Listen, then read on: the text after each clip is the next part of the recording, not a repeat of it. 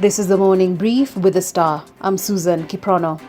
Deputy President William Ruto was on Tuesday not invited to a meeting in which President Uhuru Kenyatta set targets for top government officials. Ruto's press secretary Emmanuel Talam said the DP couldn't attend a meeting. He was not invited. However, State House, through spokesperson Kanze Dena, said it was a normal meeting chaired by Interior CS Fred Matiang'i every Tuesday.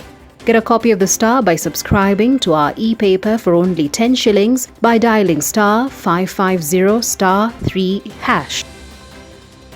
Education CS George Magoha has announced primary and secondary schools will resume next year in January with a phased reopening of colleges and universities. The CS said this year's school calendar has been declared null and void due to the coronavirus. This comes as Kenya recorded 183 new cases, bringing the total to 8,250 with 167 deaths.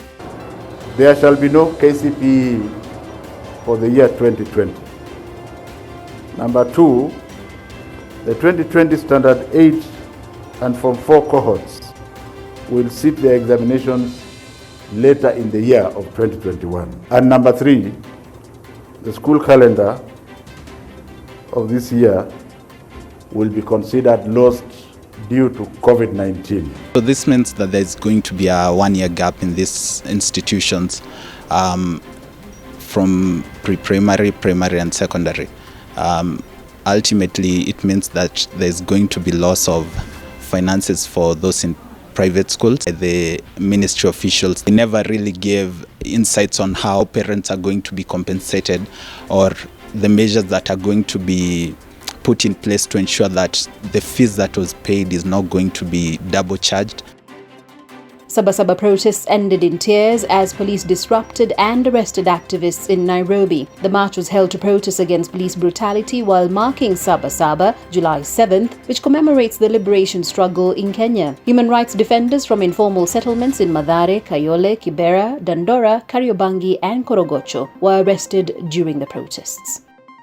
There are no clear protocols to ensure vulnerable persons remain home as places of worship reopen. Archbishop Anthony Muheria from the Interfaith Committee has instead urged congregants to be vigilant and ensure the elderly and children below the age of 13 years stay at home.